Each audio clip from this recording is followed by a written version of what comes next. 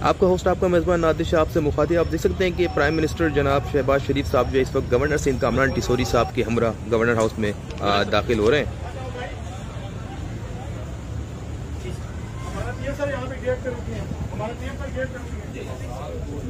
Exclusive मनाजिर मैं आपको governor house से दिखा रहा हूँ। आप देख सकते हैं कि गवर्नर सिंध जनाब कामरान टिसोरी साहब प्राइम मिनिस्टर जनाब शहबाज शरीफ साहब को जो है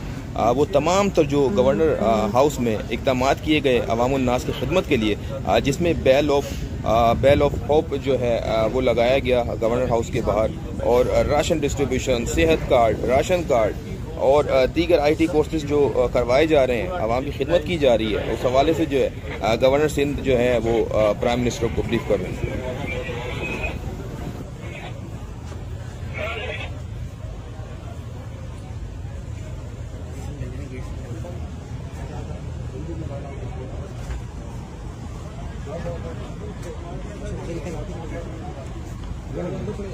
चलते